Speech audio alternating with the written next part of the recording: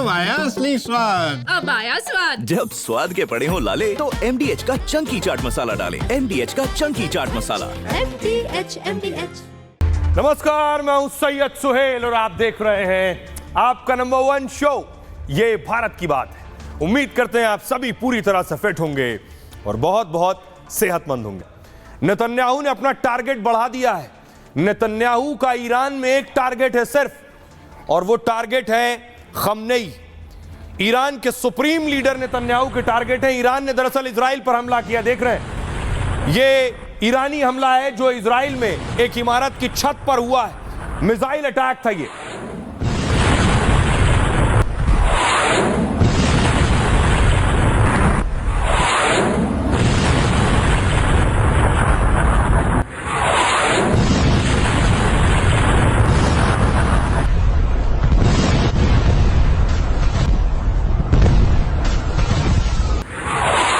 आप देख रहे हैं मिसाइल का एक हिस्सा गिर गया है।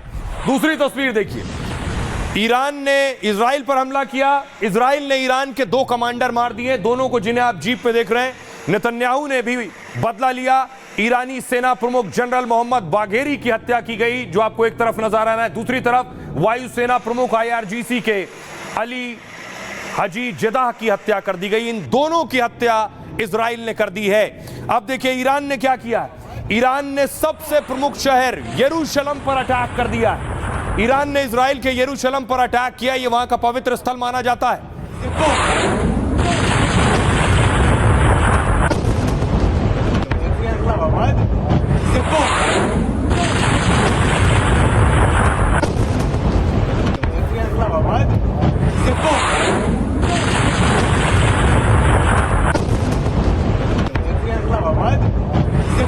तो ईरान ने यरूशलेम पर हमला किया, तो इजराइल ने देखिए ईरान के ऑयल डिपो पर हमला कर दिया है। इजराइल ने ईरान का तेल डिपो पूरी तरह से तबाह कर दिया है।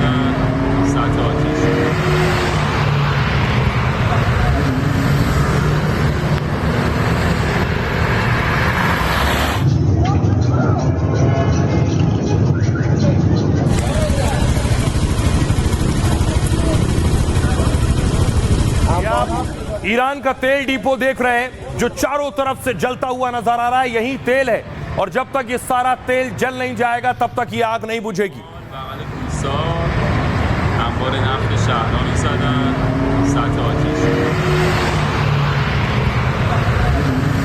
तो देखिए ईरान ने क्या किया। ईरान ने इजराइल के साइंस इंस्टीट्यूट पर, रिसर्च सेंटर पर अटैक किया है।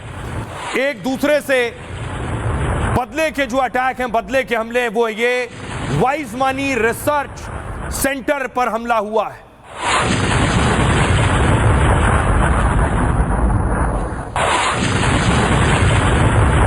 ये इजरायली साइंस रिसर्च सेंटर है। यहां आर्टिफिशियल इंटेलिजेंस से जुड़ी भी रिसर्च होती है।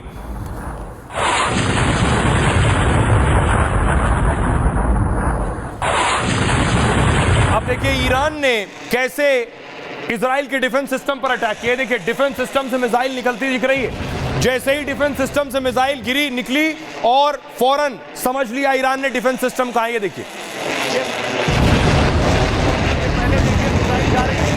जिस डिफेंस सिस्टम से मिसाइल ऊपर जाती हुई नजर आ रही है उसकी लोकेशन ट्रेस हुई, और वहीं पर, ठीक वहीं पर ईरान ने इजराइल के डिफेंस सिस्टम पर मारा है। आयरन डोम से मिसाइल निकली, उसकी लोकेशन ट्रेस हो जाती है जहां से वो मिसाइल आ रही है, और ठीक देखिए वहीं पर जाकर मिसाइल गिर रही है।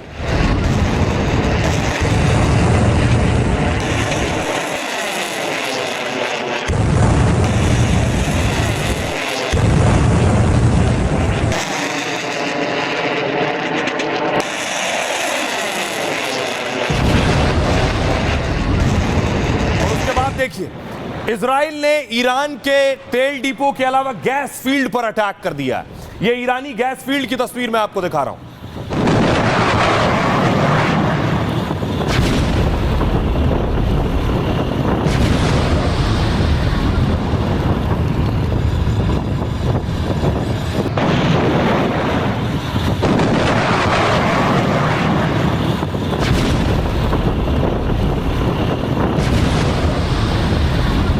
अब देखिए ईरान ने इजराइल के टूरिस्ट शहर पर अटैक कर दिया। पर्यटन स्थल था ये देख रहे हैं, ईरान ने तबाह कर दिया है बैतयाम शहर पूरा। उस पे एक के बाद एक कई हमले किए।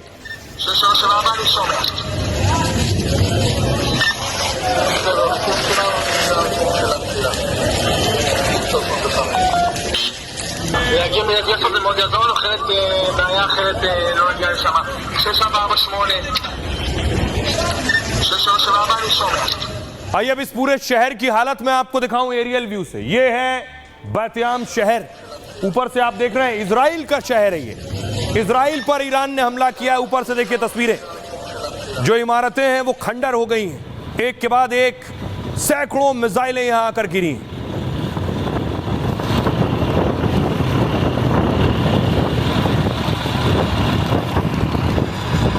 इजराइल का कहना है कि वो ईरान के रिहायशी इलाके, ईरान के आम नागरिकों पर हमला नहीं कर रहे हैं। इजराइल का कहना है वो ईरान के सैन्य ठिकाने, न्यूक्लियर ठिकाने, मिसाइल अड्डे, एयरबेस पर ही हमला कर रहे हैं, आम नागरिकों को निशाना नहीं बना रहा है इजराइल, उसका यह कहना है। ये जो ईरान ने हमला किया है ये रिहायशी इलाकों में आम लोग जहां रहते हैं वहां हमला किया है, ये दावा है इजराइल का। और इस जगह पर देखिए अगली तस्वीर, ये बिल्डिंग्स की स्थिति आप देख रहे हैं। इजराइल में इमारतों का हाल देखिए क्या आलम हो गया है ईरानी अटैक के बाद। תראה.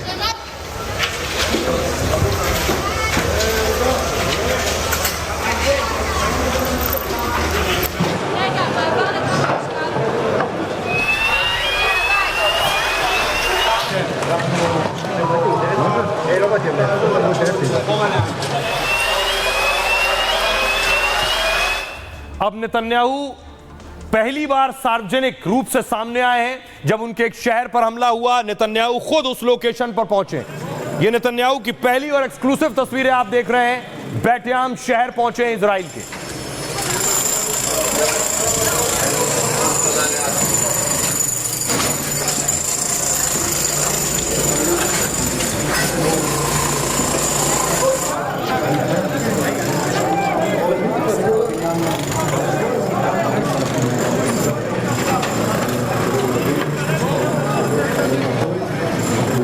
קיבל את ההמשך של הטיל שפגע בבניין מקומו. אבל מי שנמצא פה בתוך הממ"ד, אני נמצא פה בבת ים.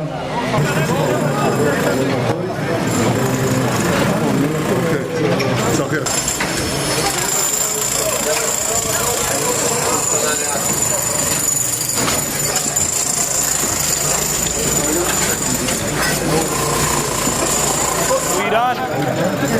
ईरान के रिहायशी इलाकों पर हमले के बाद नेतन्याहू बहुत गुस्से में। नेतन्याहू का अब अगला टारगेट कौन है, सवाल ये है। नेतन्याहू का अगला टारगेट है खमेनी। नेतन्याहू और उनकी सेना सिर्फ इस वक्त नजर रखे है कि आखिर खमेनी है कहां। तस्वीर मैं आपको दिखाऊं, खुद नेतन्याहू अपनी सेना के बीच पहुंचे, उनके साथ लगातार बैठकें कर रहे हैं। כוחות פיקוד העורף, כוחות עם ישראל כולו, אני מביע צער על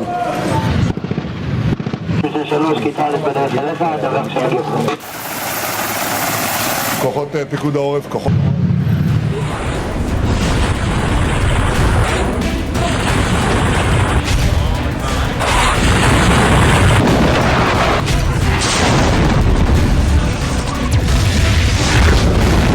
क्या नेतन्याहू अब खमेनी पर हमला करेंगे?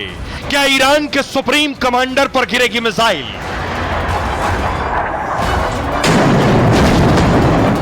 क्या ईरान के परमाणु अड्डे और कमांडरों के बाद इजराइल सबसे बड़ा हमला करने वाला है? अमेरिका से लेकर पूरी दुनिया में नेतन्याहू के नए टारगेट की खूब चर्चा है। खबर है कि ईरान ने खमेनी को बचाने के लिए पूरी सेना लगा दी है और खास बंकर बनाए हैं। लेकिन जो इजराइल ईरान के परमाणु ठिकानों और वैज्ञानिकों तक पहुंच गया, वो खमेनी के पीछे पड़ गया और प्लान बना लिया, तो ईरान कैसे बचेगा? लेकिन खमेनी पर सीधा हमला सिर्फ ईरान पर अटैक नहीं होगा, यह मुस्लिम देशों को सीधा चैलेंज और इजराइल के लिए आगे बहुत बड़ा खतरा भी हो सकता है। तो खमेनी पहले दिन से टारगेट पर है। कल भी, बीती रात भी देखिए, खमनेई के घर के पास अटैक किया था। तस्वीरें मैंने आपको दिखाई थी। खमनेई जहां रहते हैं उसकी लोकेशन पता है और राष्ट्रपति के आवास के पास खमनेई का आवास है, वहीं पर यह अटैक किया था इजराइल ने। अब खमनेई क्यों टारगेट पर है? बड़ा साफ है, क्योंकि एक के बाद एक इजराइल पर जो अटैक हुए हैं, नेतन्याहू ने मिसाइल पर लिख दिया है खमनेई का नाम। यह आप देख रहे हैं नेतन्याहू की तस्वीर, और यह खमनेई पूरी सिक्योरिटी में है। इजराइल ने ऐलान किया है कि खमनेई को भी वो मार सकते हैं। ईरान से जंग के बीच पहली बार इजराइल ने दावा किया है, मतलब ईरानी सुप्रीम कमांडर खमनेई नेतन्याहू के टारगेट पर है। एक अमेरिकी रिपोर्ट के मुताबिक नेतन्याहू के अधिकारी ने दावा किया है, कहा जंग तब तक नहीं रुकेगी जब तक ईरान सरेंडर नहीं कर देता, या ईरान अपना परमाणु कार्यक्रम खुद खत्म करने का ऐलान कर दे, नहीं तो हम दोबारा उसे परमाणु बम बनाने लायक नहीं छोड़ेंगे और ईरान फिर से मजबूत सैन्य ढांचा तक खड़ा नहीं कर पाएगा। ईरान में सबसे ज्यादा कड़ी सुरक्षा अयतुल्लाह खमनेई को मिलती है। खमनेई का आवास तेहरान में मोनिरी यह इलाके में बना हुआ है और यह इलाका राष्ट्रपति ऑफिस के पास है। हमेशा कड़ी सुरक्षा में रहते हैं खमनेई। दावा है खमनेई के घर में परमाणु बंकर जैसे ठिकाने हैं, मतलब बड़े हमले से भी ईरानी सुप्रीम लीडर को कुछ नहीं होगा। खमनेई की सुरक्षा में हर वक्त सेना के बड़े कमांडर लगे रहते हैं। सेना से रिटायर बड़े अधिकारियों की एक यूनिट भी तैनात होती है और इस यूनिट की मंजूरी के बिना कोई भी खमनेई तक नहीं पहुंच सकता है। लेकिन इजराइल ने खमनेई के कई करीबी सलाहकारों को मार दिया है। ईरान के बड़े सैन्य कमांडरों को भी इजराइल ने ढेर कर दिया है। ये जो खमनेई के बगल में आप दो कमांडर देख रहे हैं, ये भी मारे जा चुके हैं और अब खमनेई के घर के पास भी धमाकों की आवाज सुनी गई है। तो क्या इजराइल का हमला खमनेई के खात्मे का ट्रेलर था? सुनिए जरा, नेतन्याहू कह रहे हैं कि वो बदला जरूर लेंगे। हमारे नागरिकों पर हमले की ईरान को भारी कीमत चुकानी होगी। ईरान ने हमारे शहरों पर हमला किया है, मिसाइलों से निर्दोष लोगों को निशाना बनाया है। ये हम किसी कीमत पर बर्दाश्त नहीं करेंगे। अब हमारे हमले रुकेंगे नहीं, हम ईरान को बर्बाद करके रहेंगे। और इस भीषण जंग के बीच आपको बताऊं, डोनाल्ड ट्रंप और पुतिन के दरमियान बात हुई है। दो बड़े नेता रूस और अमेरिका के राष्ट्राध्यक्षों के बीच बात हुई। देखिए जरा दोनों में क्या बात हुई। फोन पर पुतिन ने ट्रंप को उनके 79वें जन्मदिन की बधाई दी।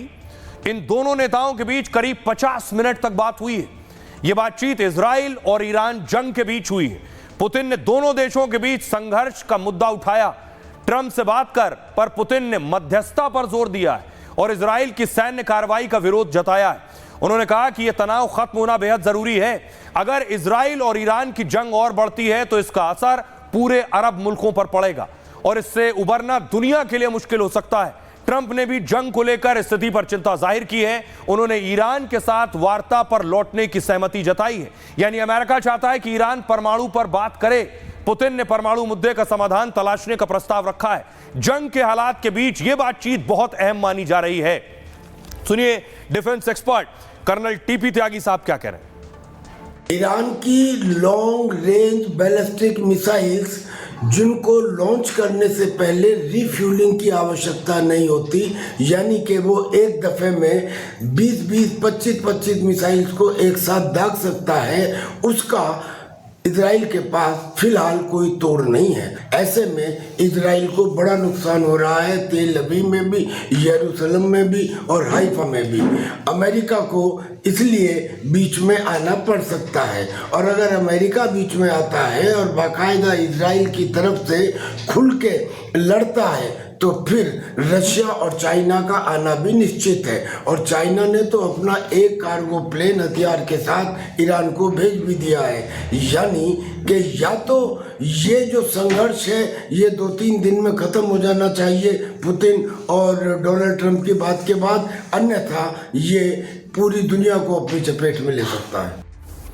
अमेरिका और पुतिन यानी ट्रंप और पुतिन के बीच बात हुई क्योंकि अमेरिका अब तक इजराइल को सपोर्ट कर रहा है।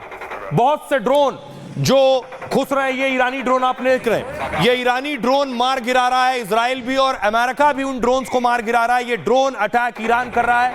ईरान ड्रोन बनाने वाले ताकतवर मुल्कों में शुमार है।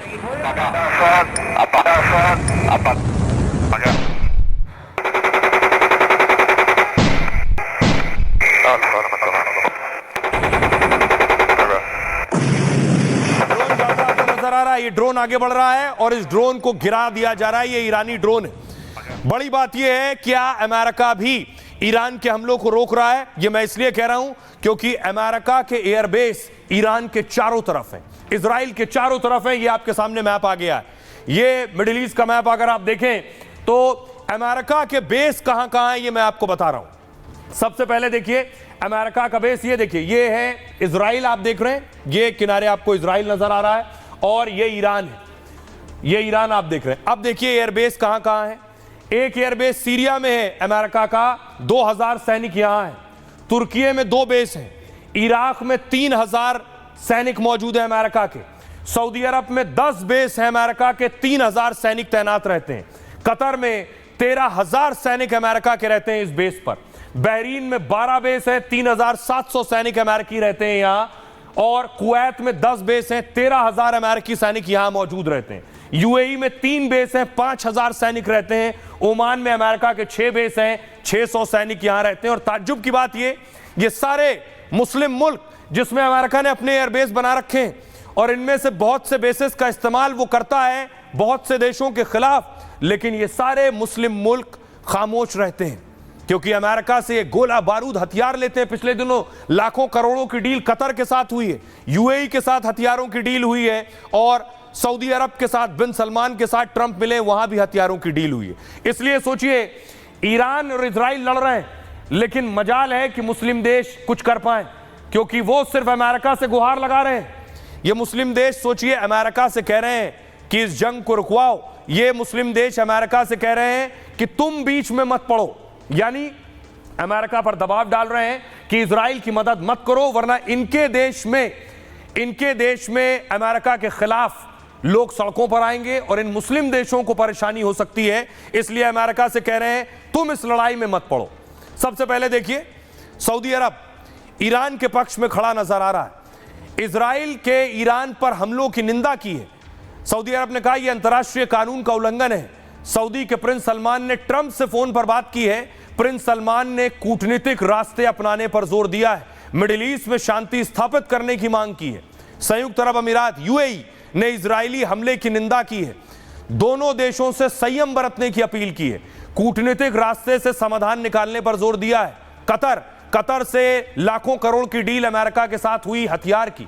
कतर कह रहा है जंग के लिए इजराइल को जिम्मेदार ठहराया है। कतर ने कहा हमले नहीं रुके तो गंभीर परिणाम होंगे। इजराइल का कदम दुनिया की सुरक्षा के लिए खतरा है। इजराइल के कदम से शांति की संभावनाएं खत्म हो सकती हैं। कुवैत कह रहा है इजराइल के हमलों की कड़ी निंदा करते हैं, यह ईरान की संप्रभुता पर हमला है। क्षेत्र की सुरक्षा और स्थिरता खतरे में आई है। इजराइल ने अंतर्राष्ट्रीय कानूनों का भी उल्लंघन किया है, संयुक्त राष्ट्र से शांति स्थापित करने की मांग की है। तुर्की का कहना है इजराइल ने अंतर्राष्ट्रीय कानून का उल्लंघन किया है। इजराइल कूटनीति के जरिए समाधान नहीं चाहता, तुरंत ही सैन्य कार्रवाई रोकनी होगी वरना इसके गंभीर नतीजे दिखाई देंगे। जॉर्डन कह रहा है कि उनका देश युद्ध का मैदान नहीं बनेगा क्योंकि ईरान और इजराइल के बीच में है जॉर्डन, हवाई क्षेत्र के अतिक्रमण को बर्दाश्त नहीं करेंगे। वो कह रहा है इजराइल ड्रोन और मिसाइल से ईरान पर हमला कर रहा है। जॉर्डन ने इजरायली मिसाइलों को मार गिराने का संकेत दिया है। इराक कह रहा है यहां भी अमेरिका का बेस है। इजराइल के हमले की निंदा की। इजराइल ने दुनिया की सुरक्षा को खतरे में डाल दिया है। पूरे मध्य पूर्व में युद्ध का खतरा मंडरा रहा है। यह कह रहे हैं मुस्लिम देश, लेकिन एक मुस्लिम देश है जो बहुत डरा हुआ है। वो कह रहा है अभी इजराइल ईरान को मार रहा है और अगला नंबर हमारा आने वाला है। सुनिए पाकिस्तानी सांसद को। खुदा न ख्वास्ता इसके बाद उसकी एडवेंचर, उसकी दूसरा निशाना पाकिस्तान हो सकता है। इसलिए पाकिस्तानी कौम को और पाकिस्तान की हुकूमत की जिम्मेदारी बनती है कि वो जितना अपना सफारती ताल्लुकात या जिस लेवल पे कर सकते हैं वो अपना किरदार जरूर अदा करें।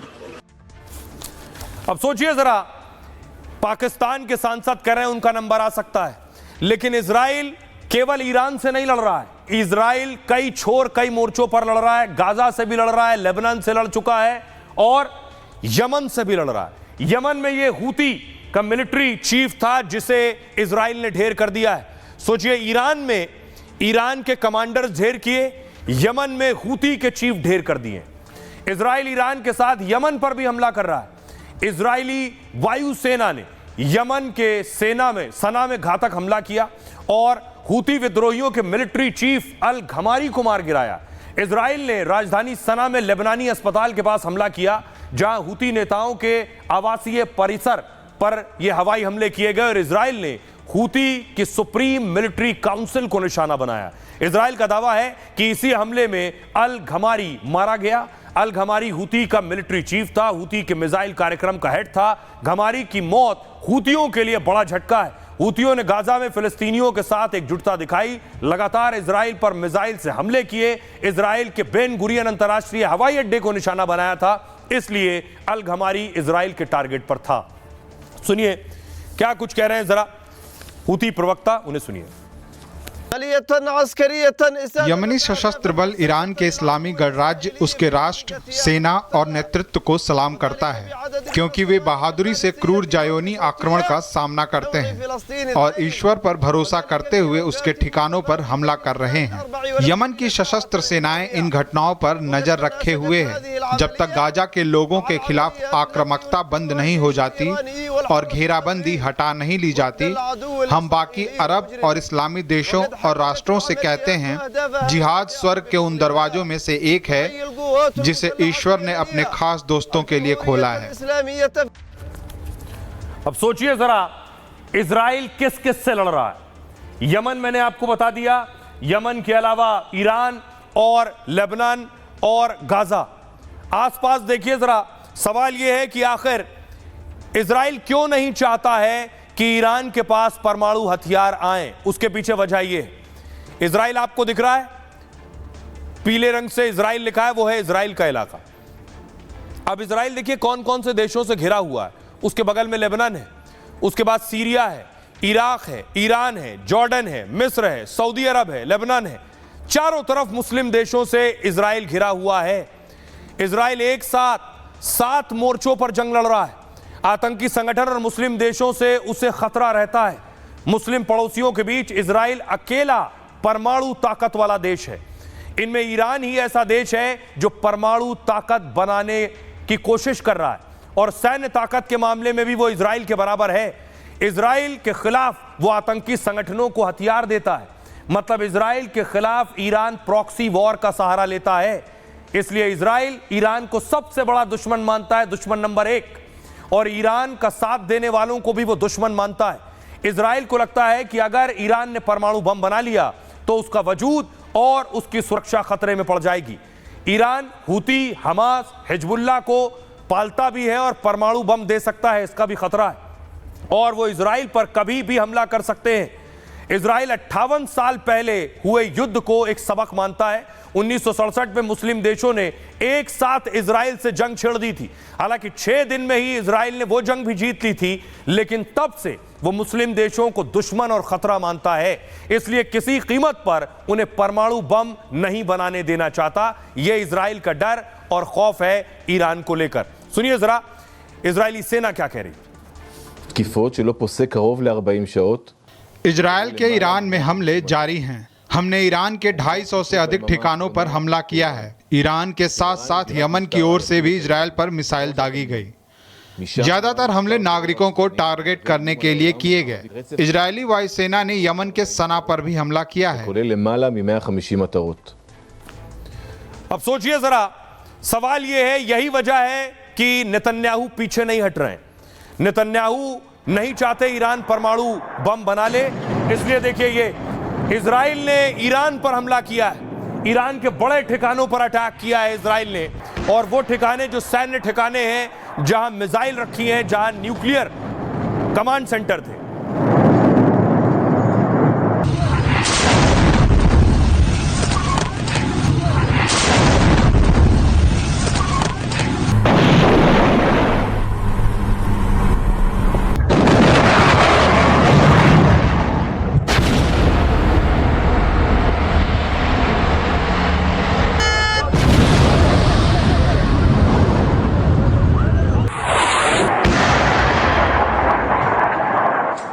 ये देखिए, ये ईरान जो बैलिस्टिक मिसाइल दाग रहा था, ये वो लॉन्चर रखा है। इस लॉन्चर को इजराइल ने तबाह कर दिया है। इसी बैलिस्टिक मिसाइल लॉन्चर से एक के बाद एक कई बैलिस्टिक मिसाइल इजराइल पर दागी गई।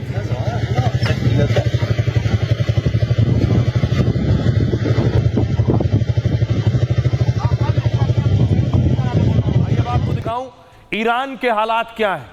ईरान की स्थिति भी बहुत ठीक नहीं है, क्योंकि इजराइल ने भी ईरान पर हमले किए। ये आप ईरान की इमारतें देख रहे हैं। इजराइल का कहना है वो चुनिंदा जगहों पर ही हमले कर रहा है।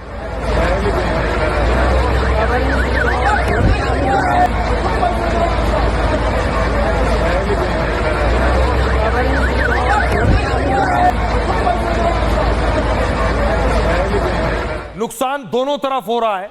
देखिए, 2 से 3 दिन की जंग में दोनों तरफ नुकसान का हाल क्या है। इजराइल को क्या नुकसान हुआ है? इजराइल का हाइफा पोर्ट हमले में तबाह हो गया है। तेल अवीव में यानी राजधानी में इजराइल डिफेंस फोर्स के ठिकानों को निशाना बनाया गया। साथ ही तेल अवीव में कई जो सैन्य ठिकाने थे इजराइल के, उन पर हमले हुए। इजरायली सेना का रिसर्च सेंटर हमले में बर्बाद हो गया है। विजमैन इंस्टीट्यूट ऑफ साइंस पर भी मिसाइल गिरी है। सेंट्रल इजराइल में जेट फ्यूल डिपो पर अटैक हुआ और इजराइल के बाटियाम में सबसे ज्यादा बर्बादी हुई है इस शहर में। यहां पर ईरानी मिसाइल अटैक में 6 इजरायली मारे गए। तेल अवीव में रिहायशी बिल्डिंग मिसाइल अटैक में तबाह हो गई है। ईरानी हमलों में इजराइल के अब तक 13 लोग मारे गए हैं। हमलों में 300 से ज्यादा इजरायली घायल हो गए। दूसरी तरफ ईरान का नुकसान हुआ है। ईरान के 31 में से 18 प्रांतों को टारगेट किया गया। 7 ईरानी शहरों पर इजराइल ने भीषण बमबारी की है। तेहरान, इस्फहान, शिराज में सैन्य ठिकाने ईरान के तबाह हुए। 150 से ज्यादा ठिकानों को इजराइल ने उड़ा दिया है। ईरानी रक्षा मंत्रालय का मुख्यालय अटैक में बर्बाद हो गया है। तेहरान में 2 तेल डिपो मिसाइल अटैक में तबाह हो गए हैं। रे में तेल रिफाइनरी को अटैक में काफी नुकसान हुआ है और अटैक में रिफाइनरी को नुकसान हुआ है। गैस रिफाइनरी को भी इजराइल ने उड़ा दिया है। साथ ही परमाणु केंद्र नतांज को मिसाइल अटैक में भारी नुकसान हुआ है। फोर्डो परमाणु अड्डा भी मिसाइल से निशाना बनाया गया है और इजराइल ने न्यूक्लियर हेडक्वार्टर को भी बर्बाद कर दिया है। 2 तेल डिपो भी मिसाइल अटैक में तबाह हो गए हैं। अब तक 20 से ज्यादा सैन्य अधिकारी मारे गए हैं। ईरान की सिक्योरिटी चेन को तबाह करने का दावा है। इजरायली मिसाइल हमलों में 215 ईरानी मारे गए हैं, जबकि 648 ईरानी हमलों में बुरी तरह से घायल हो गए। सुनिए जरा, इजराइल पर जो ईरान अटैक कर रहा है, उस अटैक के दौरान एक इजरायली महिला ने, एक यहूदी महिला ने वीडियो बनाया है। सुनिए जरा। आप सुन सकते हैं, सायरन बज रहा है। यहाँ लगातार सायरन बज रहा है। आप देख सकते हैं, आकाश में मिसाइल साफ साफ दिख रहे हैं। मिसाइल को मार गिराया भी जा रहा है, लेकिन कुछ मिसाइलें अपने टारगेट पर लग रहे हैं। इस अटैक में कई लोगों की मौत भी हो चुकी है। अब देखिए जरा, सवाल यह है कि ईरान पर इजराइल ने भी अटैक किया है। नेतन्याहू ने कैबिनेट मीटिंग ली है। नेतन्याहू जंग की आगे तैयारी कर रहे हैं। इतनी आसानी से रुकने वाले नहीं हैं, क्योंकि उनके देश पर पहली बार इतना बड़ा हमला हुआ है। हिजबुल्लाह ने भी जब अटैक किया तो नेतन्याहू ने सारे हमले रोक लिए। गाजा के भी ज्यादातर हमले नाकाम कर दिए, लेकिन ईरान के कई हमले उनकी राजधानी में हुए हैं, कई बड़े शहरों में हुए हैं। इसलिए अब तैयारी में है नेतन्याहू बड़ा हमला करने में। लेकिन खबर यह है कि ईरान चाहता है कि जंग रुक जाए। ईरान चाहता है कि अब दोनों देश एक दूसरे पर हमले ना करें। बहुत नुकसान हो चुका है। भीषण जंग के बीच ईरान ने नेतन्याहू से गुहार लगाई, कह दिया अगर इजराइल हमले करना बंद कर दे तो हम भी जवाब यानी उस पर अटैक बंद कर देंगे। इसे ईरान का सीजफायर प्रस्ताव भी माना जा रहा है। और तो क्या ईरान अब जंग रोकने की मांग करने लगा है? दरअसल 72 घंटे में इजराइल ने ईरान में तबाही मचाई। ईरान के बड़े सैन्य और परमाणु ठिकानों पर हमले किए गए। इजराइल ने ईरान के 9 बड़े परमाणु वैज्ञानिक मार दिए। ईरान के आर्मी एयरफोर्स चीफ समेत 20 कमांडर मार दिए गए। अब ईरान के गैस और हथियार भंडार भी तबाह कर दिए। ईरान के साउथ पार्स गैस फील्ड भी तबाह कर दिया गया है। साउथ पार्स दुनिया का सबसे बड़ा गैस भंडार है और ईरान की करीब 66% गैस सप्लाई यहीं से होती है। इजराइल पर हमले के बाद गैस सप्लाई रुक गई है, मतलब ईरान को भारी आर्थिक नुकसान हो रहा है।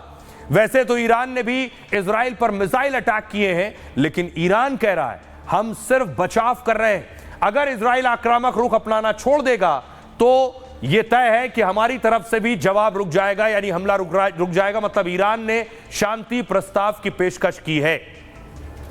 सुनिए खुद ईरान के विदेश मंत्री क्या कह रहे हैं। अगर इजराइल पहले हमले बंद करेगा तो हम भी रुक जाएंगे। इजराइल आक्रामकता छोड़ देगा तो हम भी जवाबी हमले करना रोक देंगे।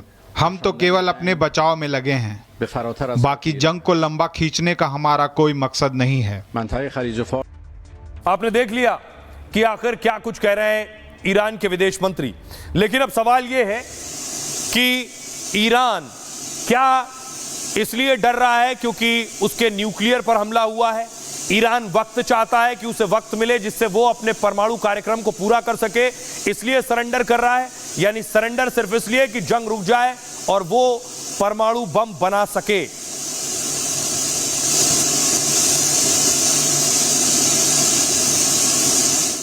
लेकिन ईरान दरअसल कह रहा है कि उसने परमाणु बम बनाने के बारे में सोचना छोड़ दिया है।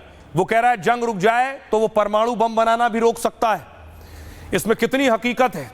ईरान का दावा है कि वो अपना परमाणु कार्यक्रम नहीं बढ़ाएगा। हालांकि अपनी परमाणु क्षमता पर वो खुलकर कुछ नहीं कह रहा है।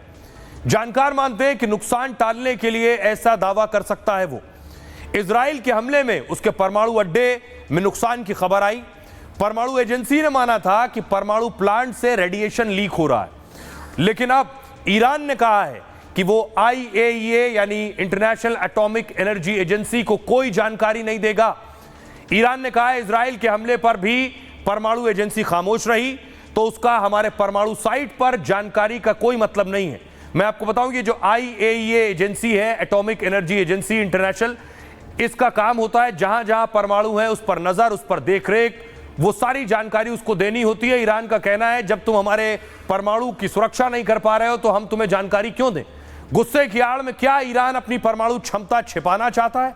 उसे शक है कि रिसाव के बहाने IAEA को सारी जानकारी मिल जाएगी और इससे उसकी परमाणु क्षमता अमेरिका समेत दुनिया के सामने आ जाएगी। ईरान दावा करता रहा है कि वो परमाणु बम बनाने के बेहद करीब पहुंच गया और इजराइल ने हमले में भी खुफिया इनपुट के बाद ही हमले किए थे। इजराइल को शक था कि कुछ महीने में ही ईरान परमाणु बम बना लेगा, इसलिए अपने हमले में सबसे पहला टारगेट परमाणु ठिकानों को बनाया। उसने दावा है कि हमले में ईरान की परमाणु क्षमता को काफी नुकसान हुआ है और परमाणु ताकत बनने के सपने में सालों पीछे चला जाएगा, क्योंकि परमाणु रिएक्टर या प्लांट का काम एक बार रुकता है तो फिर उसकी क्षमता कई गुना तक कम हो जाती है और परमाणु बम जैसी ताकत भी कम हो जाती है। यही डर है ईरान को और इसीलिए क्या ईरान कह रहा है जंग रोक दो। सुनिए जरा क्या कुछ कह रहे हैं कैप्टन श्याम कुमार।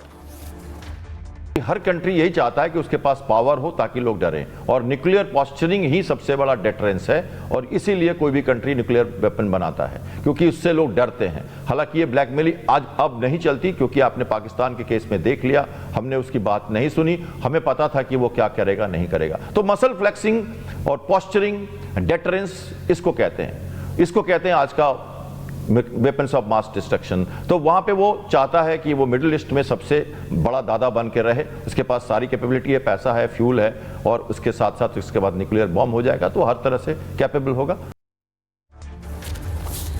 अब सवाल यह है कि अगर जंग नहीं रुकी तो फिर इस जंग में किसकी जीत होगी और किसकी शिकस्त, क्योंकि दोनों देश ठीक ठाक ताकतवर देश, दोनों की ताकत को अगर आप आंकें तो कोई किसी से कम नहीं बैठता है। देखिए जरा ईरान और इजराइल की ताकत, जंग के मुहाने पर और भीषण जंग हुई तो क्या होगा। इजराइल के पास 1,70,000 सैनिक हैं और ईरान के पास 6,10,000 सैनिक हैं। इजराइल के पास 4,65,000 रिजर्व सैनिक हैं, ईरान के पास 3.5 लाख रिजर्व सैनिक हैं। फाइटर्स में देखिए इजराइल के पास 240 लड़ाकू विमान हैं और ईरान के पास 188 लड़ाकू विमान। टैंक जो है इजराइल के पास 1300 टैंक हैं, ईरान के पास 1713 टैंक हैं। सैन्य वाहन इजराइल के पास 43,000 सैन्य वाहन है और ईरान के पास 65,000। हेलीकॉप्टर्स इजराइल के पास 146 हेलीकॉप्टर है और ईरान के पास 129 हेलीकॉप्टर है। ट्रांसपोर्ट विमान इजराइल के पास 13 है और ईरान के पास 87 ट्रांसपोर्ट विमान है। ये सबमरीन, कल ईरान ने सबमरीन से अटैक किया था और ईरान के पास देखिए 25 सबमरीन है, इजराइल के पास 5 सबमरीन है। परमाणु बम, इजराइल के पास 80 परमाणु बम होने का दावा है और ईरान के पास आधिकारिक तौर पर परमाणु बम नहीं है। ईरान और एक्सपर्ट्स ये दावा करते हैं कि ईरान के पास लगभग जो परमाणु बम बनाने की ताकत के करीब पहुंच चुका है। सुनिए जरा क्या कुछ कह रहे हैं defence expert UK Debnath. Iran जो है वो इजराइल के एस्केलेशन के लिए वेट करता है। जैसे जैसे इजराइल अपने फोर्स लेवल को बढ़ाता है, ज़्यादा बड़े बॉम्ब्स का इस्तेमाल करता है, ईरान के सिविलियन टारगेट, मिलिट्री टारगेट और फिर एस्केलेशन लेवल पे न्यूक्लियर टारगेट्स पे चला जाता है ईरान के अंदर, तो 2-3 दिन के बाद ईरान रिस्पॉन्ड करता है। इसकी बहुत बड़ी वजह यह है कि ईरान को भी मालूम है कि अगर उसने सारे 2000 मिसाइल्स को एक साथ दाग दिया तो उसके बाद उसके पास लड़ने के लिए कुछ है नहीं। सोचिए अगर ये जंग अभी सिर्फ शुरू हुई है, 2 से 3 दिन हुए, इसका सीधा असर सबकी जेब पर पड़ने वाला है। इसका असर सोने पर भी पड़ेगा और तेल पर भी पड़ेगा, दोनों पर असर पड़ेगा। तो सभी देशों को इसका नुकसान झेलना पड़ेगा, क्योंकि अभी अगर जंग बढ़ गई तो क्या होगा सोचिए। अभी शुरुआती हालात देखिए, कच्चा तेल, जंग का असर सबसे ज्यादा तेल की कीमतों पर पड़ा है। 2 दिन में ही दुनिया भर में तेल के दाम 12% बढ़ गए। $70 से तेल के दाम पहुंच गए $76 बैरल। भारत में कच्चे तेल के दाम 2 दिन में 500 रुपए तक बढ़ गए हैं। कच्चे तेल के दाम बढ़ने से सारे ईंधन महंगे हो जाते हैं और ईंधन महंगे होने से बाकी सामान की कीमत बढ़ती है। यानी जंग में तेल के दाम बढ़ने से महंगाई बढ़ सकती है। अगली चीज सोना, 2 दिन में सोने के भाव में 2% से ज्यादा इजाफा हो गया है। भारत में सोने के दाम करीब 2000 रुपए बढ़ गए। 24 कैरेट सोने का दाम 1 लाख रुपए के पार पहुंच गया है। दुनिया भर में जब भी जंग के हालात बनते हैं, लोग शेयर के बजाय सोने में ज्यादा पैसा लगाने लगते हैं, क्योंकि इसकी कीमत सरकार या बैंक पर निर्भर नहीं होती है। सरकार, बैंक और आम सोने की खरीद बढ़ा देते हैं और इससे सोने की मांग तेजी से बढ़ती है और कीमतें भी। आइए अब आपको सुनवाता हूं, सुनिए जरा। एक्सपर्ट्स बता रहे हैं, संजय सोई साहब, इस जंग के वजह से के हालात से दुनिया पर क्या असर पड़ेगा। ईरान गल्फ ऑफ हॉर्मुज को कंट्रोल कर सकता है। अगर ऐसा होता है तो तेल की सप्लाई पर बहुत बड़ा असर पड़ेगा। तकरीबन दुनिया का 20% तेल गल्फ ऑफ हॉर्मुज से निकलता है। रेड सी पर पहली हूथी ने आतंक मचाया हुआ है, यानी कि शिप्स को बहुत लंबा रास्ता लेना पड़ेगा, जिसकी वजह से तेल की कीमतों में बढ़त होती जा रही है। दूसरी बात, सोने की कीमत, जब भी ऐसे अनसर्टेनिटी आती है, असुरक्षा की भावना आती है, लोग सोना खरीदने लगते हैं। शेयर्स की कीमत नीचे जाती है, सोने की कीमत ऊपर आती है। तो सोना और तेल के दाम बढ़ेंगे, इसलिए दुनिया के बहुत से मुल्क चाह रहे हैं ये जंग रुक जाए। ब्रिटेन, फ्रांस और जर्मनी चाह रहे हैं जल्द से जल्द ये जंग रुके, क्योंकि ये युद्ध और बड़ा रूप अगर इसने लिया तो कुछ और मुल्क इसमें जुड़ेंगे और घातक हो जाएगा। आपको बताऊं, फ्रांस कह रहा है, मैक्रो ने दरअसल जंग के बीच बातचीत पर जोर दिया है।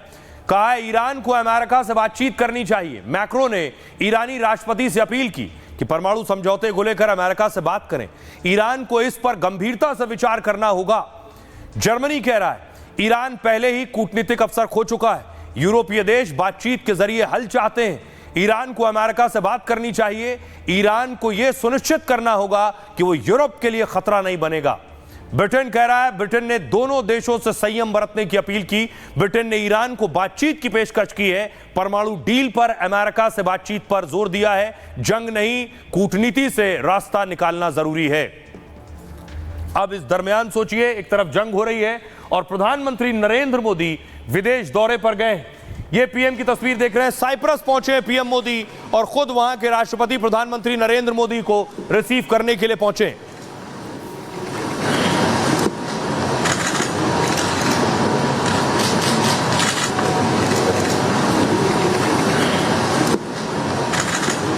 प्रधानमंत्री नरेंद्र मोदी साइप्रस पहुंचे तो वहां रहने वाले भारतीयों ने उनका ग्रैंड वेलकम किया। प्रधानमंत्री मोदी के पहुंचते ही मोदी मोदी की गूंज थी।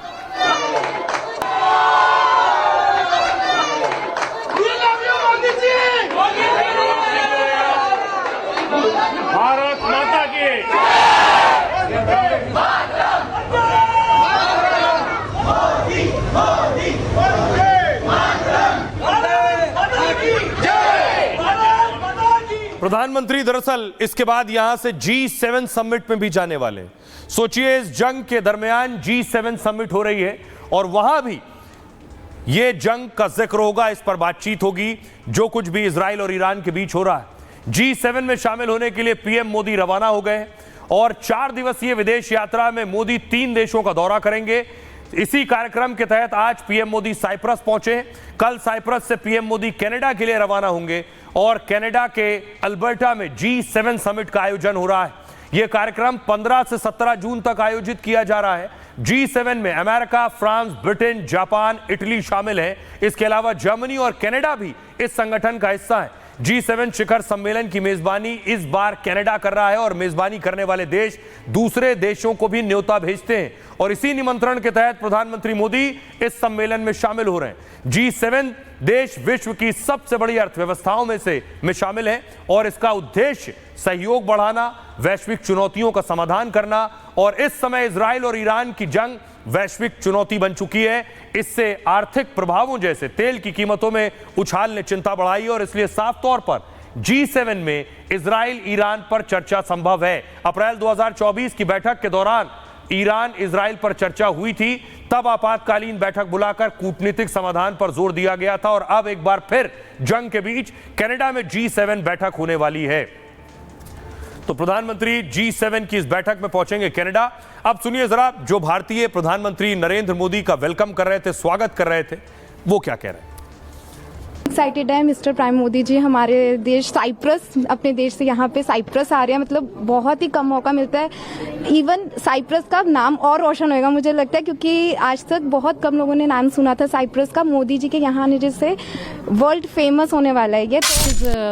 लाइक शब्दों में बयान नहीं कर सकते। We are very much fortunate and we are very excited that he is coming. सभी आज बहुत उत्सुकता के साथ मोदी जी का स्वागत करने वाले हैं। हम सभी बहुत एक्साइटेड हैं और हम उनसे बिल्कुल प्रेरणा लेना चाहेंगे। उनको मिलना ये हमारे लिए बहुत लक की बात है आज।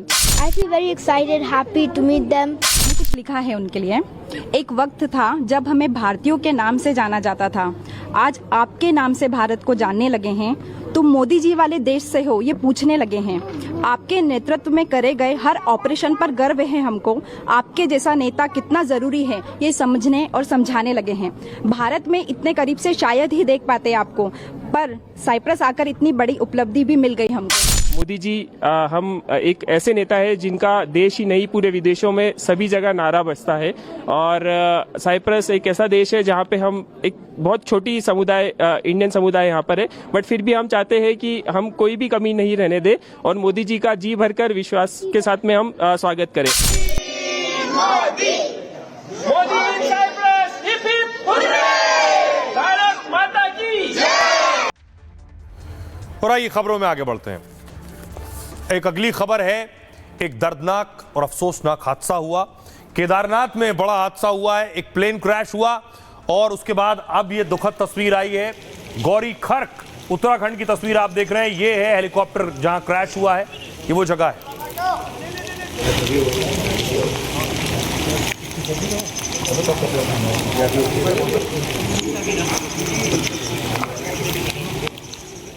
ये दूसरी तस्वीर मैं आपको दिखा रहा हूं। इस हेलीकॉप्टर में 7 लोग सवार थे जिनकी मौत हो गई। तस्वीरें आपको विचलित कर सकती हैं, इसलिए हमने तस्वीरें धुंधली की हैं।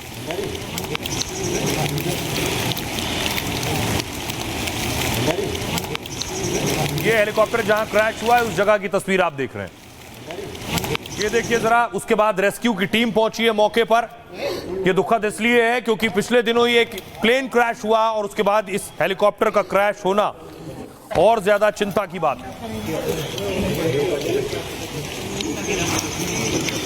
मौके पर रेस्क्यू टीम पहुंची है। 7 लोगों की जिनकी जानें गई हैं उन्हें अस्पताल पहुंचाया गया, उनके शवों को।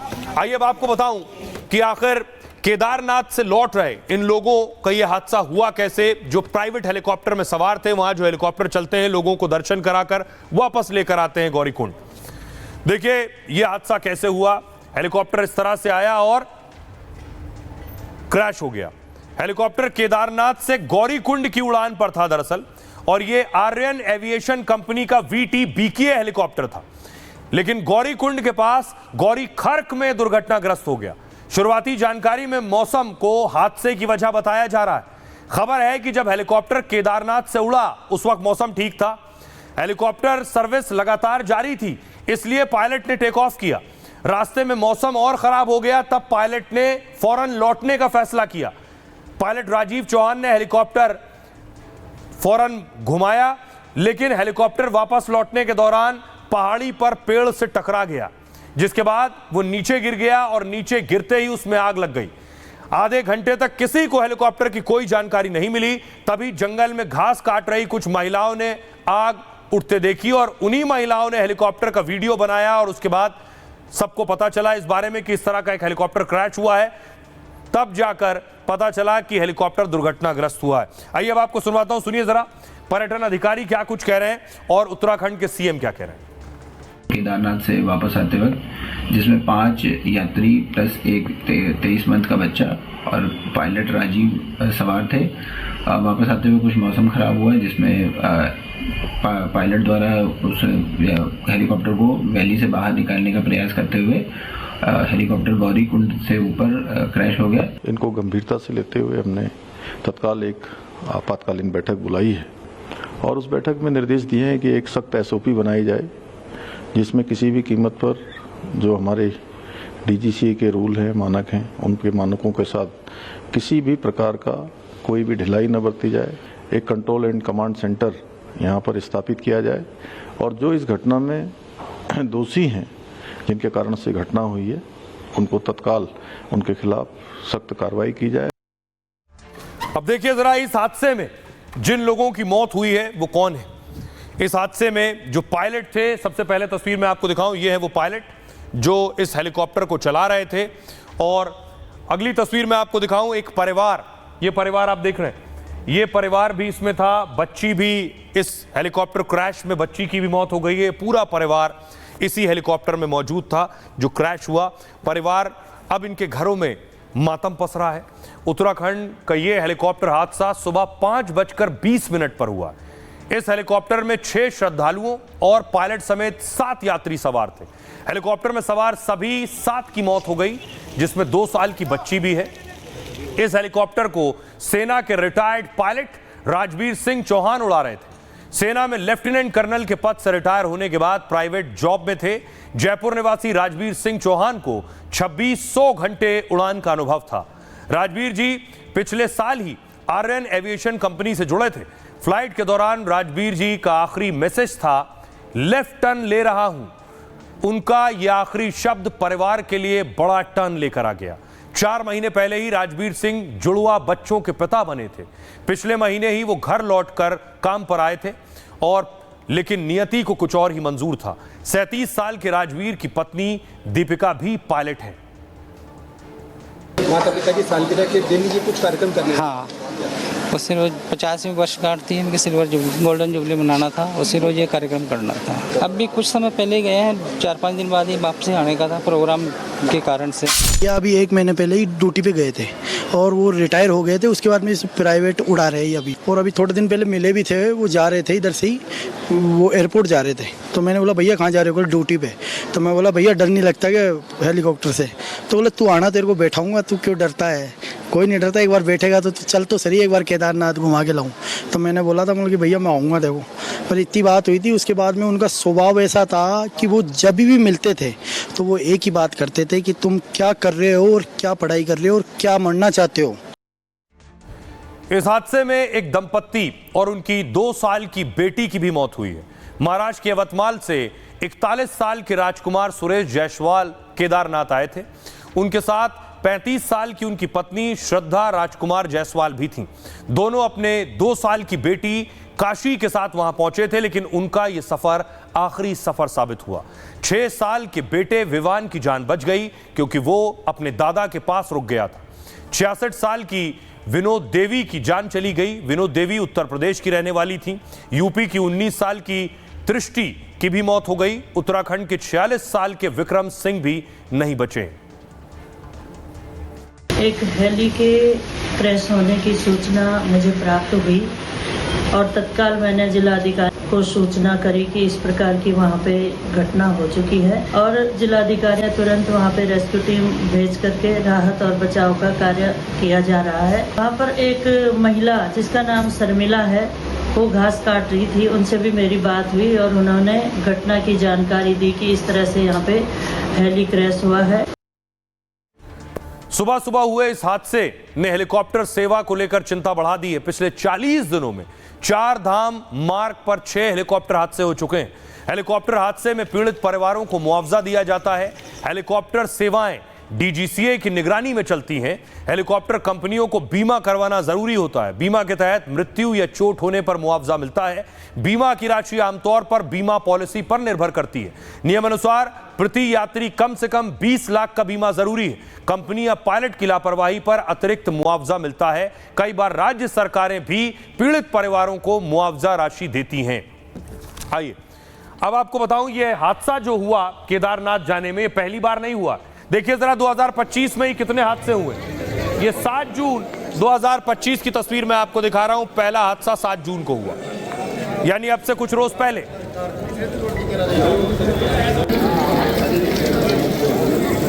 हेलीकॉप्टर का आप टेल देख रहे हैं, टूट गई है, गाड़ी के ऊपर आकर गिरी है।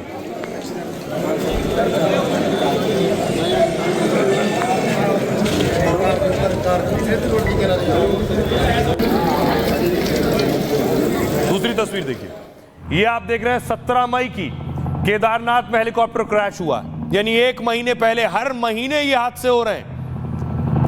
इसलिए अगर आप केदारनाथ जा रहे हैं या जाने की सोच रहे हैं तो पूरी सावधानी के साथ, एहतियात के साथ ही हेलीकॉप्टर पर सवारी करें। ये देखिए जरा हेलीकॉप्टर का हाल।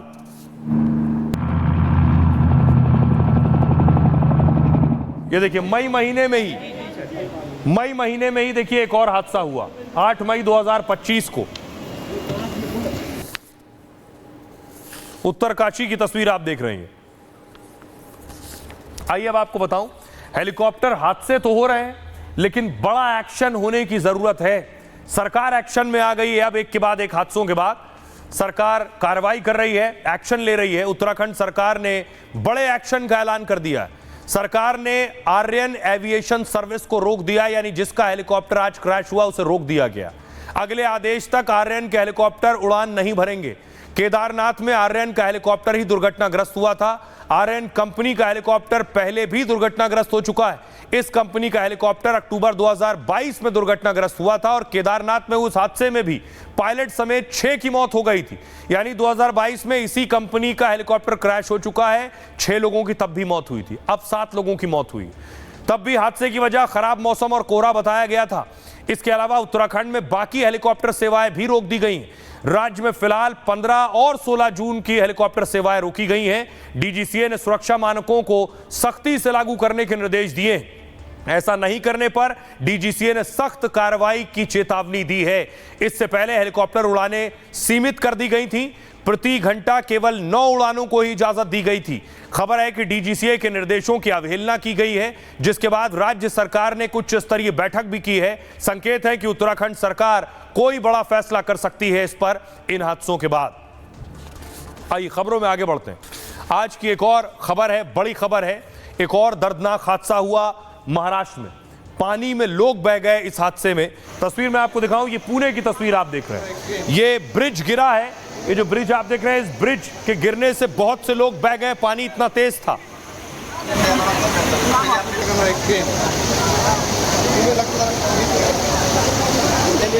अगली तस्वीर देखिए, ये ब्रिज के बहने के बाद की तस्वीर है। लोग पानी में थे, कुछ लोग वहां मौजूद थे जो बचाने की कोशिशें कर रहे थे।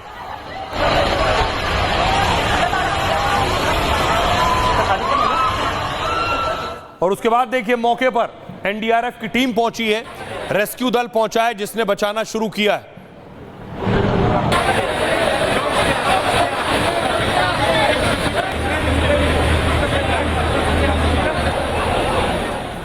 और आइए आपको बताऊं ये हादसा कैसे हुआ, कितने लोगों की जान गई इस हादसे में। यह हादसा पुणे जिले के मावल तहसील में हुआ है, जहां कुंडमाला गांव के पास इंद्रायणी नदी पर बना पुल टूट गया। इंद्रायणी नदी पर पुल टूटने की घटना दोपहर 3:30 बजे के करीब हुई है। पुल टूटने के बाद बड़ी संख्या में लोग पानी में बहने लगे, क्योंकि लोग इस पुल पर खड़े होकर पानी बहता देख रहे थे। खबर है कि पानी में बहने वालों में बच्चे, बूढ़े और महिलाएं भी हैं। घटनास्थल पर मौजूद अधिकारियों के मुताबिक 38 लोग लापता हैं। स्थानीय विधायक ने फिलहाल 6 लोगों की मौत की पुष्टि की है, इनमें बच्चे भी शामिल हैं। खबर है कि सरकार ने केवल 4 लोगों की मौत की पुष्टि की है। पुल टूटा है, कई लोगों को जख्मी हालत में अस्पताल ले जाया गया है। एनडीआरएफ की टीम वहां पर बचाव कार्य में लगी है। कितने हताहत हुए हैं अभी कहना मुश्किल है। हादसे के बाद तेजी से बचाव कार्य चल रहा है। एनडीआरएफ और जिला प्रशासन ने कई लोगों को बचा लिया, लेकिन कई लोग अब भी लापता हैं, जिनकी तलाश चल रही है। दरअसल ये हादसा तब हुआ जब पुल पर भीड़ अचानक काफी बढ़ गई। ये पुल पुणे से 30 किलोमीटर दूर है और यहां बड़ी संख्या में लोग वीकेंड पर आते हैं, क्योंकि इस इलाके में ये जगह कुंडमाला के नाम से मशहूर है। लोगों को यहां आकर पुल से नदी का तेज बहाव देखना अच्छा लगता है। आज रविवार होने की वजह से हजारों लोग इकट्ठा हो गए थे और यह हादसा हो गया। यह हादसा केवल भीड़ की वजह से भी नहीं हुआ, क्योंकि पुल की हालत भी बहुत खराब थी। पुल जर्जर हाल में था। ऐसे में ये लोग भार सहन लोगों का पुल नहीं कर सका और भरभरा कर गिर गया। प्रशासन के आला अधिकारी मौके पर बचाव कार्य में लगे हैं। सियासी नेता भी घटनास्थल पर पहुंचे। एनसीपी नेता शरद पवार की बेटी सुप्रिया सुले भी मौके पर पहुंची। सुनिए क्या कह रही हैं। ब्रिज दिख रहा है, वो यहाँ के फार्मर लोगों को जाने आने के लिए, पैदल जाने आने के लिए इसका पूरा 30 साल पहले अरेंजमेंट किया था। लेकिन यहाँ पे ज़्यादा पर्यटक लोग, 2 व्हीलर वाले लोग उसके बीच में आके जिस टाइम आने का एक टाइम हुआ था, वो पूरा इकट्ठा 100-150 लोग आने के बाद उसके ऊपर ज़्यादा लोड होके नीचे फैल गया है। अभी 2 लोगों की मौत हुई है। बचाव कार्य यहाँ पे एनडीआरएफ का, पिंपरी चिंचवड़ पुणे कारपोरेशन का पूरी तरफ से यहाँ पे सहयोग है। और आइए आपको लिए चलते हैं एक और खबर की तरफ, जो टेंशन बढ़ा रही है, क्योंकि लगातार उसकी रफ्तार बढ़ रही है। कोरोना कोहराम मचा रहा है। सबसे ज्यादा लोगों की हत्या हुई है अब तक कोरोना में। कल आइए आपको बताऊं कितनी मौतें हुई हैं कोरोना से अब तक। आदमखोर लोगों की जान ले रहा है। कोरोना ने अपने तेवर दिखाने शुरू कर दिए हैं और देश भर में कोरोना से मौत की संख्या बढ़ने लगी है। खबर है कि कोरोना ने मौत का शतक लगा दिया है, यानी 100 लोगों की मौत हो चुकी है। कोरोना से अब तक 100 लोगों की जान गई। पिछले 24 घंटे में कोरोना से 10 लोगों ने अपनी जान गंवाई है। कोरोना के नए वेरिएंट से एक दिन में सबसे ज्यादा मौतें हैं और सबसे ज्यादा मौत केरल में हुई है। दूसरे नंबर पर दिल्ली है। केरल में 5 मौतें हुई हैं और दिल्ली में 3 मौतें कोरोना से हुई हैं। साथ ही महाराष्ट्र में भी 1 मौत की खबर है। कर्नाटक में 1 मौत कोरोना से हुई है। अब तक देश में कितने मरीजों की संख्या कोरोना की है आपको बताऊं। देखिए 7,838 मरीज कोरोना के हो गए हैं। केरल में 207 मरीज हैं। गुजरात में 1441 मरीज हैं। पश्चिम बंगाल में 747, दिल्ली में 682 है। महाराष्ट्र में 578 संख्या है। कर्नाटक में 573, तमिलनाडु में 243 है और राजस्थान में 192। आंध्र प्रदेश में 101 है संख्या कोरोना की। ये यानी अब तक 8,000 के पास पहुंच चुकी है संख्या। आइए खबरों में आगे बढ़ते हैं। आज की एक और खबर है सोनम, जिसे जेल में शिफ्ट किया जा चुका है। खबर यह है कि सोनम नेपाल भागने की फिराक में थी। सोनम राजा की हत्या करने के बाद कैसे जाने वाली थी, पोस्टर फ्लोर है, कैसे जाने वाली थी नेपाल। आइए आपको बताऊं कि दरअसल पूरा रूट तय कर लिया था, पहले से प्लानिंग कर ली गई थी और पहले मेघालय गई, वहां जाकर राजा की हत्या की और फिर नेपाल जाने वाली थी। ये तस्वीर आप देख रहे हैं। 23 मई को राजा का मर्डर हुआ, मेघालय में थी। मेघालय से 26 मई को सोनम पहुंची है इंदौर और 8 जून को सोनम ने गोरखपुर की बस पकड़ी और 9 जून को गाजीपुर के ढाबे से गिरफ्तार हुई है सोनम। लेकिन 9 जून को गाजीपुर के ढाबे से जिस वक्त गिरफ्तारी हुई, वहां से वो गोरखपुर जाना चाहती थी और गोरखपुर से सोनम नेपाल भागना चाहती थी। ये रूट सोनम ने बनाया था। उससे पहले ही सोनम पकड़ी जा चुकी है, लेकिन रोज सोनम से जुड़ी नई कहानी सामने आ रही है। आइए अब बात करते हैं आज के सूत्र की। क्या है सूत्र में खास? परंपराओं की लकीरें जब धुंधली पड़ जाएं तो नई लकीरें खींचने से परहेज नहीं करना चाहिए। मतलब नई शुरुआत या जोखिम लेने से पीछे नहीं हटना चाहिए। जिंदगी और कामयाबी का यह सूत्र दिया था ओमपुरी साहब ने। ओमपुरी साहब का जन्म 1950 को अंबाला के पंजाबी हिंदू परिवार में हुआ। दूर दूर तक एक्टिंग से उनके परिवार का कोई नाता नहीं था। सोचिए, एक दुबला पतला सा लड़का जो ना ही हीरो की तरह दिखता है, ना विलेन या कॉमेडी कलाकार जैसी कोई बात थी, फिर भी अपने काम से फिल्म जगत में खास पहचान बनाई। लेकिन लीक से हटकर काम करने के पीछे ओमपुरी साहब का लंबा संघर्ष रहा। जब वो सिर्फ 6 साल के थे तभी पिता पर सीमेंट चोरी का आरोप लगा। पिता को जेल में डाल दिया गया और उनका परिवार बेघर हो गया। हालात इतने खराब हो गए कि खाने तक के लाले पड़ गए।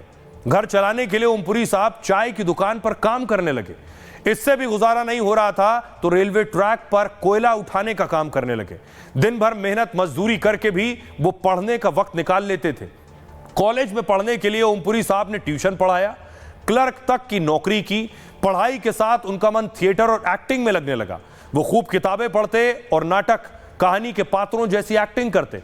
नेशनल स्कूल ऑफ ड्रामा और फिल्म एंड टेलीविजन इंस्टीट्यूट से उन्होंने कोई कोर्स किया और शुरू में जिस शख्स के चेहरे मोहरे पर लोग सवाल उठाते थे वो हीरो से विलन और कॉमेडी तक हर रोल में छाया रहा। गंभीर और कला फिल्मों से तो लाखों दिलों पर राज किया। ओमपुरी साहब ने 300 से ज्यादा फिल्में की हैं। फिल्म फेयर और नेशनल अवार्ड के अलावा कई अंतर्राष्ट्रीय अवार्ड भी जीते हैं।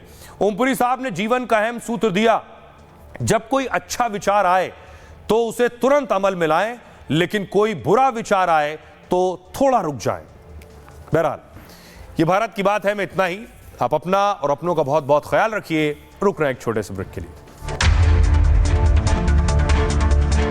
MDH की हल्दी मिर्ची धनिया करे कमाल, ये रंग दे, ये खुशबू दे, ये तीखा, ये कम पड़े, क्या निराला MDH मसाला।